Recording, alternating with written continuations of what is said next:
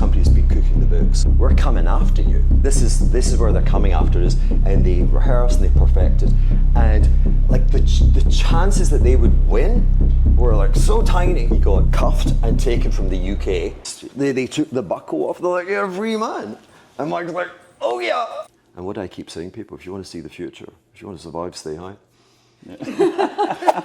So here we are, second day of the Acid Cap summer camp, and I woke up to the news. It's not really true. I lay down in Shavasana at 2 o'clock in the morning, and I was looking at the news headlines, and oh my goodness, today we have to talk about the presumed almost certain death of Mike Lynch. Who is Mike Lynch? Mike Lynch was the founder, principal shareholder of a British technology company called Autonomy, and Hewlett-Packard back in 2011, confronted with an ex-growth model and appointing an MBA, and I think he was German, chief executive. He came in, and so he decided to hive off all the printers, separate it, and then he bought Autonomy, he bought growth.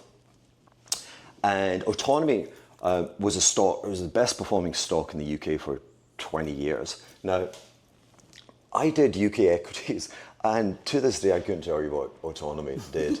I think it was a precursor for some kind of AI, but it was, I think, database organization and management and search facility for gigantic companies. And there'd always been a little bit of whiff about their aggressive accounting. Anyway, the market hated the deal. They got rid of the chief executive and they brought in, is it Meg Whitman? Yeah. And she's like, and she looked at the books and she said, this company's been cooking the books. So they paid $12 billion for it, and the following year they did a write-off of $9 billion. Wow. Yeah? And then they went, we're coming after you. And the US government got involved in a big criminal fraud. And so this guy, Mike Lynch, since 2012 until last night, had been, he wasn't on the run. He got cuffed and taken from the UK, and he was under house arrest in San Francisco. Now, they went after initially lower level management, and these guys got taken out and they got incarcerated. But the US government actually revealed its defense. And so Mike sat there with Autonomy, his database, because you can imagine with a case like that, it's enormous. And they got clearly, this is where they're coming after us, and they rehearsed and they perfected. And like the chances that they would win were like so tiny, and they won. Wow. And so a month... I don't remember this story at all. I know. So like a month ago, he got released. They took the buckle off. They're like, you're a free man. And Mike's like, oh yeah. And he looks like a British accountant or whatever. He's very humble, has a house in Chelsea. And the British press had been, it was a great story that I fought the law and I won. You know, the clash, I fought the law and the law won. This is the opposite. So imagine, like my heart was like, what the hell just happened? Because he, again, past tense, unfortunately, he had an astonishingly beautiful sailboat, which had the world's largest mast. Okay. It was 55-meter hull, big boat. It takes 12 clients and 10 crew. And he takes all of his, the professionals who'd helped him and stood by him to clear his name. He takes them onto the boat with his family.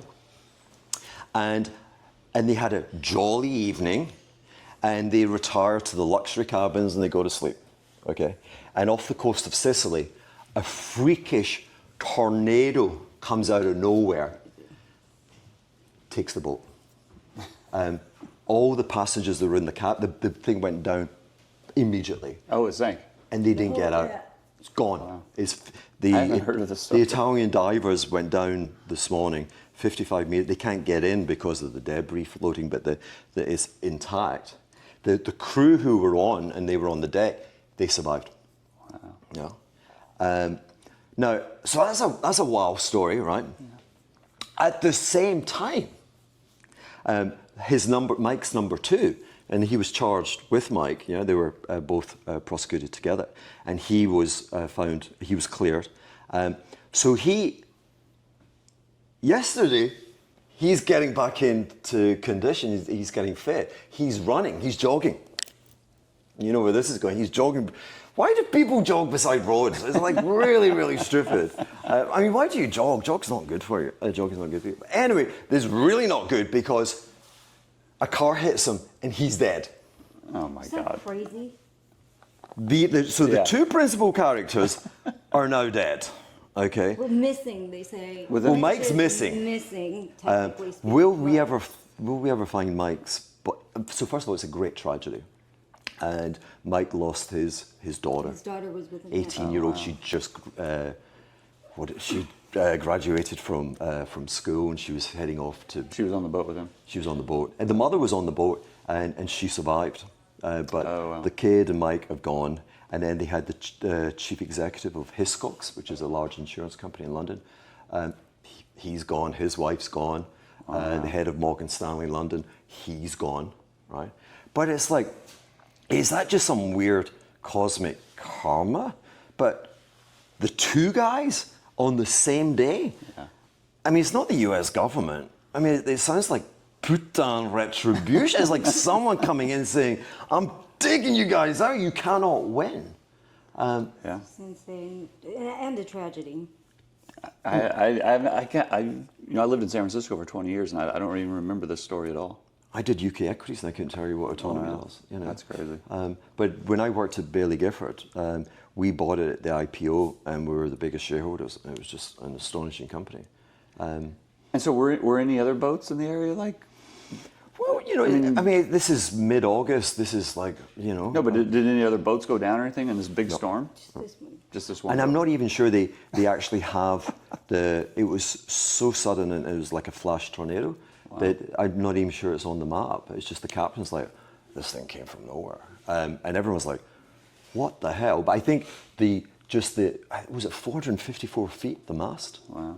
It's enormous. And it broke and it pushed the boat onto its side, and then it went down so fast. So what is Brian, what's the moral of that story? Don't go on a sailboat. Don't go on a sailboat. Tracy? I don't know. I still think maybe there's some nefarious thing going on behind the scenes. So If I- mess with the government. If I was a journalist, I'd be like, this is my Pulitzer. Yeah. I'd be getting a cigarette, I'd be getting a big glass of whiskey, and I'd be on the phone, and I'd be like, guys, we got the story of a century. The lesson I take is the survivors were high. Survivors were high on the deck. And what do I keep saying, people? If you want to see the future, if you want to survive, stay high. That's very apropos. Very apropos. So anyway, bisous from St Barts. Day 2, I've yet to shower.